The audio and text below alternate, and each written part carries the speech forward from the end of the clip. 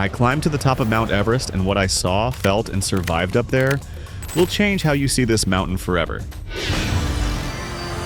At the foot of Mount Everest, surrounded by jagged ice and towering peaks, I've stood in a frozen village unlike any other on Earth, Everest Base Camp. Sitting at over 17,500 feet above sea level, this isn't just a campsite. It's a buzzing hub of colorful tents, clinking oxygen canisters, bursts of radio chatter, and the steady crunch of boots on ice. This is where every Everest climb begins, and where it can end too. Living here feels like setting up camp on another planet. The nights are bitter cold, plunging well below zero. The winds rip through the valley without mercy. I'm not just sleeping in a tent, I'm sleeping on a living glacier that groans and shifts beneath me. I wake up to frost on my sleeping bag and the muffled sound of avalanches rumbling somewhere in the distance. Despite the extremes, base camp has its own strange comforts. There's a mess tent where climbers huddle around propane heaters, sipping butter tea or hot lemon water. Meals are heavy on rice, potatoes, lentils, pasta, anything loaded with calories to fuel the body in the thin air. It's not unusual to be snacking on chocolate bars and salty treats all day. Appetite drops at altitude, so getting those calories in becomes a mission. The place runs like a miniature city. There are solar panels for charging gear, satellite internet in some camps, and even heated shower tents, though the water is barely warm and the chill returns the moment I step out. Some teams even bring portable espresso machines and inflatable lounges. It sounds like luxury, but here it's all about morale.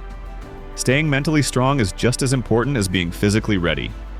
During the day, I'll take short hikes to nearby ridges or up to Pumori Base Camp. These aren't just scenic strolls, they're acclimatization climbs to help my body adapt to the lack of oxygen. Every step feels harder, my heart pounds faster. Even a small hill can leave me gasping, dizzy, and needing a long rest. Base camp is also where the reality of this climb sets in. Helicopters buzz in and out, sometimes delivering supplies, other times carrying out someone who couldn't adjust. Ice doctors, local experts, scout the Khumbu Icefall and rebuild ladders across gaping crevasses. Their daily reports dictate my entire schedule. I wait, I train, I eat, and I hope the weather holds. And then there's the view. When the sun rises and strikes the peaks of Nuptse and Everest, everything turns gold. At night, the stars feel close enough to touch. No light pollution, no sound but the wind. Just me, the mountain, and the cold truth of what's ahead. Just beyond base camp rises the Khumbu Icefall, a frozen labyrinth climbers fear more than anything else on the mountain. It's not the summit, not the storms, not even the bitter cold. It's this place. A constantly shifting landscape of towering ice, deep crevasses, and hidden traps. Think of it like a giant booby-trapped maze that reshuffles itself every night. Stretching from about 17,500 to 19,500 feet, it looks almost unreal, serrated ice blocks the size of buildings stacked like they're ready to collapse. And sometimes they do. The ice is always moving. A ladder laid across a crevasse in the morning might be twisted or gone by the afternoon. When I'm crossing those ladders, I'm walking over black emptiness, with only a few metal rungs keeping me from a fall I don't want to think about. There's no lingering here. Most teams, including mine, move before sunrise, when the cold locks the ice in place just a little tighter. Every step I'm clipped into safety lines, but I know even that's no guarantee. Towering seracs, massive vertical slabs of ice can break free without warning, crushing everything below. Some of Everest's worst tragedies have happened right here. My life depends on the Icefall Doctors, a legendary team of Sherpa mountaineers who rebuild the route, set ropes, and fix ladders. What they do isn't just brave, it's surgical. They're usually the first ones in, carrying nothing but gear, setting up the only safe way through. And they do it again and again, season after season. There's a strange beauty to the Icefall. It's eerily quiet, except for distant cracks and groans that sound like the mountain is breathing. The colors shift from blinding white to glacial blue. It feels alive. Crossing it feels like walking through the mouth of a frozen beast, beautiful, terrifying, and unforgettable. At 26,000 feet and higher, I'm in territory the human body was never built to survive. This is the death zone, where oxygen is a third of what it is at sea level, and everything starts breaking down. Up here, the rules change. Speed matters more than strength. Every hour is a gamble. Stay too long, and my body begins to shut down, even if I'm just standing still. I feel it in my head first. Thoughts become foggy. Simple decisions feel monumental. I've seen climbers hallucinate, imagining people who aren't there or hearing voices. My muscles stop responding the way they should. My fingers go numb even in heavy gloves. Talking is hard, eating is harder. My body isn't digesting well, it's just trying to survive. Breathing becomes a full-time job. Even with oxygen masks, I take 5 or 6 breaths just to make a single step. It's a crawl, slow, deliberate, exhausting. If I drop something, I seriously consider whether it's worth picking up. Rest too long, and my energy drains faster than I can recover. Frostbite is always lurking. My exposed skin can freeze in minutes. Lips split open, goggles fog up and freeze. Water bottles turn solid. Every action becomes a test, adjusting my pack, fixing a crampon, unclipping from a rope. I have to think ahead for everything because making a mistake up here isn't like making one at home. It can end my climb or worse. And still, this is where dreams come true. When I push beyond the clouds and see the curve of the earth, nothing compares. The wind howls like it's trying to knock me down, and yet I stand above almost everything that exists on this planet. It's overwhelming, beautiful, terrifying. And there's one final truth. The real challenge isn't reaching the top. It's getting back down before my body gives out. Scattered across the upper slopes of Everest, I've seen silent, frozen figures, climbers who never made it back. Most are still exactly where they fell. In the thin air at high altitude where helicopters can't fly and rescue teams can't carry heavy loads, recovering a body is almost impossible. So they remain, boots sticking out of the snow, faces hidden under layers of frost, bright jackets faded by wind and sun. One of the most talked about is Green Boots, a climber lying in a small rock alcove near the summit route. For years, nearly everyone who summited passed him. No sign, no plaque, just a man in neon boots curled on his side, frozen in time. And he's not the only one. There's also the German woman, Sleeping Beauty, and many others, known by nicknames instead of their real names. These bodies aren't displayed or sensationalized. They're just there, sometimes visible, sometimes buried by snow. They serve as chilling markers on the trail, quiet reminders that Everest doesn't play favorites. I've seen climbers pause, others step around and keep going. At those altitudes, even helping someone in distress can cost you your own life. It's a brutal truth of extreme climbing. Still, the presence of these figures has sparked debate. Some believe efforts should be made to retrieve them all. Others say they chose the mountain and should remain where they fell. In recent years, there have been attempts to remove a few, especially those close to the main routes, but it takes weeks of planning and tremendous risk. Despite the grim reality, these aren't horror scenes to me. They're part of Everest history, stories frozen into the ice. Each was someone who had a dream, trained for years, and climbed into the sky. Most knew the risks, and the mountain, uncaring and vast, simply did what it always does. It waited. For decades, just below the summit of Everest, stood a 40-foot vertical rock face known as the Hillary Step. It was the final true obstacle before reaching the top, and for me, one of the most nerve-wracking parts of the climb. Narrow, exposed, and often crowded, this jagged ridge sat at nearly 29,000 feet, where oxygen is thin and focus is everything. One wrong move meant falling thousands of feet on either side. Sir Edmund Hillary and Tenzing Norgay were the first to climb it in 1953. Back then, no ropes, no prefixed lines, just pure mountaineering. Since then, almost every climber who reached the summit via the southeast ridge passed through this natural bottleneck, often clinging to old ropes frozen into the stone. Crossing the Hillary Step wasn't about brute strength, it was about nerve. Gusts of wind could throw me off balance. Ice sometimes coated the rock, making it slick, and climbers ascending and descending had to pass each other in a space barely wide enough for one person. Then in 2015, a powerful earthquake shook Nepal and Everest. When the dust settled, we noticed something shocking. The Hillary Step was gone, or at least dramatically altered. The iconic sharp edge was replaced by a more gradual, rubble-covered slope. For some, it made the climb easier. For others, it erased a historic and symbolic challenge. Whether it was nature's work or just a shift in perception, the fact remains. The step that once tested the nerves of the world's best climbers is no longer what it was. Still, I've heard and told stories of that final push, of climbers gripping cold rock with frozen fingers while staring up at the top of the world. Those moments remain etched into Everest's legend. Long before GPS, Gore-Tex, or bottled oxygen, 2 British climbers set out to conquer Everest in 1924. One of them was George Mallory, a schoolteacher turned explorer who famously answered, "Because it's there," when asked why he wanted to climb the world's highest mountain. Mallory vanished near the summit, and for nearly a century the question haunted the climbing world.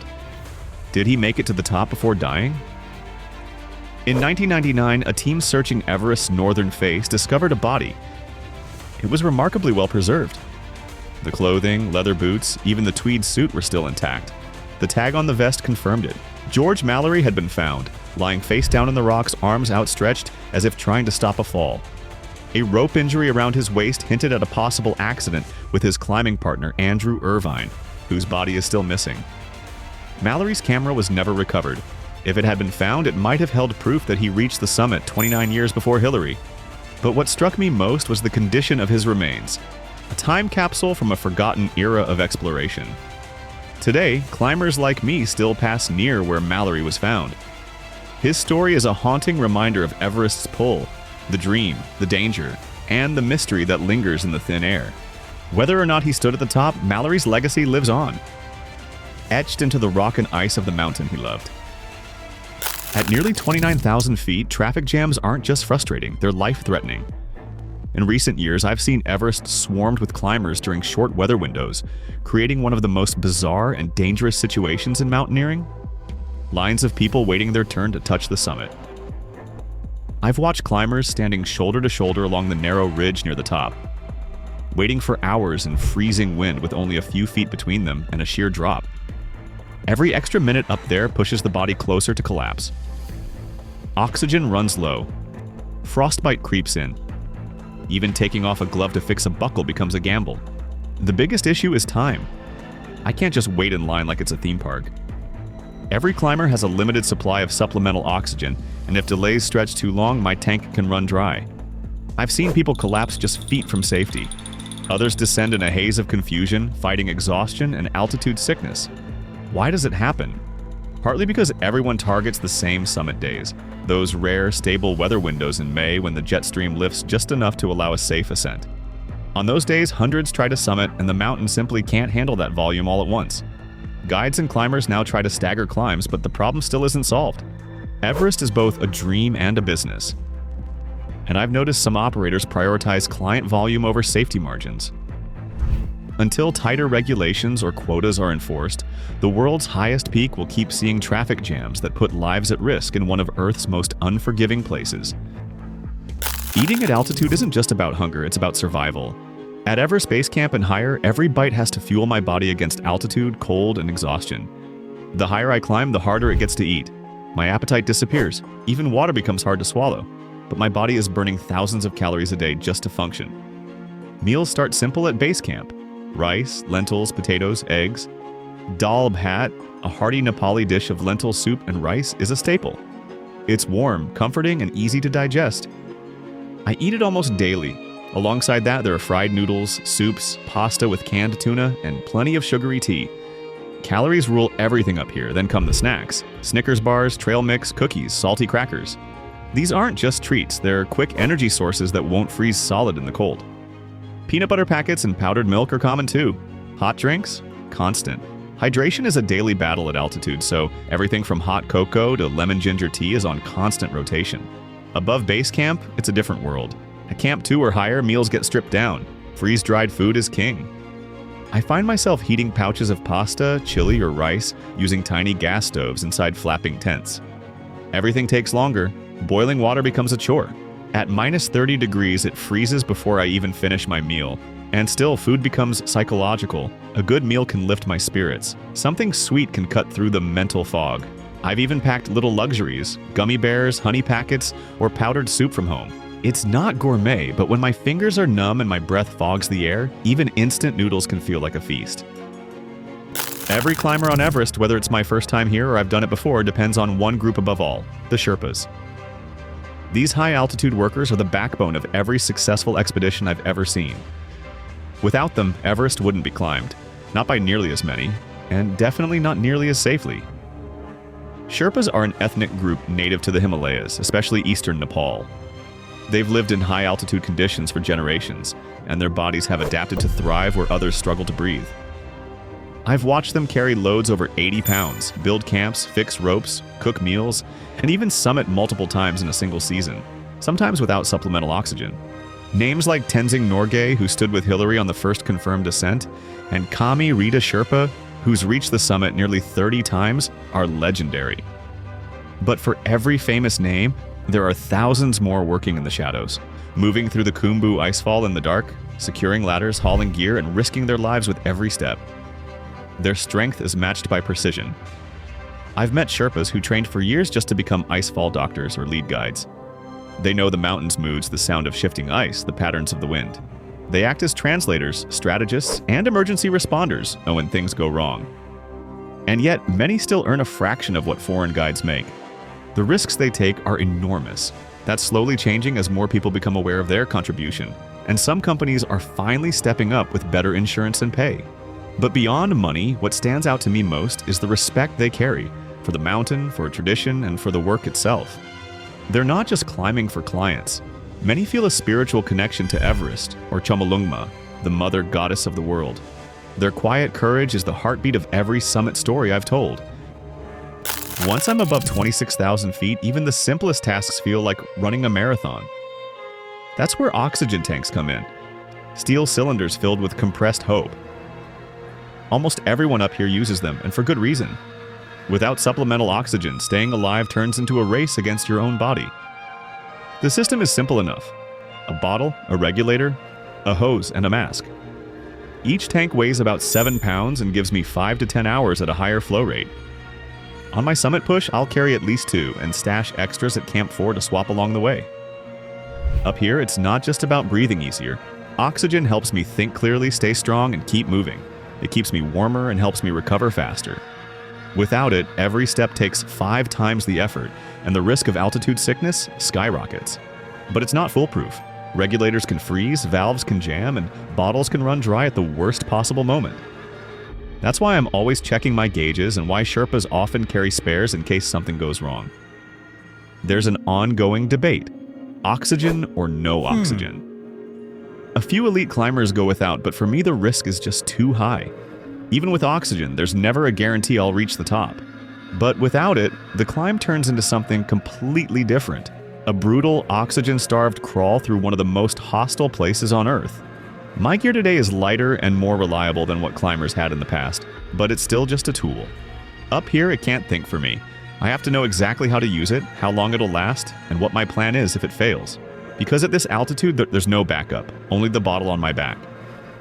Climbing Everest isn't just a fight against altitude, it's a fight against time. That's why my summit pushes start in the middle of the night, usually around midnight, when the snow is solid, the wind has eased, and avalanche risk is lower. It means stepping into the death zone in total darkness, my headlamp casting a thin beam over ice and rock. The world shrinks until all I see are my boots, the rope ahead, and the flicker of light on frozen ground. The stars blaze brighter than I've ever seen, but there's no time to admire them. Every step is intentional, every pause is a moment to listen. For cracks in the ice, a sudden shift in the wind, the small signals that can mean danger. There's a strange rhythm to it. The crunch of my crampons, the hiss of my oxygen, the silence between breaths. In that darkness, the mountain feels vast and ancient. For me, it's calming in a way I can't quite explain, though I've heard others call it surreal.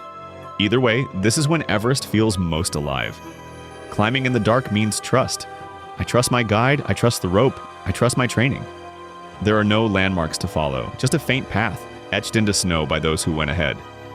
And then, as the sun starts to rise, the sky shifts from black to deep purple to gold. The summit ridge glows, and I realize just how high I really am. Night climbing on Everest isn't about drama, it's survival. But it's also one of the most unforgettable parts of my journey. The cold, the stars, the emptiness. There's a kind of silence up there I'll never forget. In that darkness, it feels like the rest of the world has completely disappeared. Climbing Everest pushes my body to its absolute limit. At over 26,000 feet, I can feel everything starting to unravel. My muscles shrink, my mind slows, and the weight just falls off. I've lost close to 20 pounds in only a few weeks up here. Altitude sickness is the constant shadow following me. My body is starving for oxygen, and if it doesn't adapt, things can go downhill fast. I know high-altitude pulmonary edema could fill my lungs with fluid, and high-altitude cerebral edema could leave me confused, dizzy, or even unconscious. Both are killers if ignored. And then, of course, there's frostbite. At these temperatures, exposed skin freezes in minutes. Fingers, toes, noses, anything not covered is at risk. Even inside gloves, my hands can lose feeling, making it hard to clip into safety lines or work zippers. Dehydration sneaks up on me. The cold kills my thirst, but I'm losing moisture with every breath. I have to force myself to drink constantly, or I'll feel it in pounding headaches, muscle cramps, and sudden fatigue. Sleep is tricky. The altitude messes with my breathing pattern. I wake up gasping or can't fall asleep at all. Recovery slows. Cuts take forever to heal. Digestion feels sluggish. Sometimes I lose my appetite completely, and with it, my energy. Even mentally, Everest takes its toll. The altitude and exhaustion mess with my memory, reaction time, and judgment. I've seen climbers forget why they clipped into a rope or make tiny mistakes that snowball into disasters. And yet, the human body is amazingly resilient. With proper acclimatization, care, and mental toughness, we still reach the summit and make it back down. But nobody walks away untouched. Everest leaves a mark, physical, mental, and emotional, that lingers long after the snow has melted from my boots. After weeks of climbing, fighting altitude, ice, exhaustion, and fear, I take my final step, and there's nowhere left to go. This is it, the summit of Everest, 29,032 feet above sea level. I'm standing on the top of the world. The air is razor thin, and my breath echoes inside my mask. All around me, there's nothing but endless sky, jagged peaks, and the curve of the earth itself. Tibet stretches out on one side, Nepal on the other. For a few minutes, it's just me and the silence. I snap a few photos, maybe raise a flag, but there's no shouting, no big celebration. It's too cold and too risky to stay. My oxygen is running low. The wind never lets up. But in that moment, I'm part of a tiny club. Those who have stood where the jet stream roars, and then it hits me. This isn't the end. It's only halfway. The summit is incredible, but getting down alive? That's the real victory. Still, those few minutes on the roof of the world will stay with me forever. That's about it. Would you like to climb Mount Everest? Write in the comments. And don't forget to check out our other videos.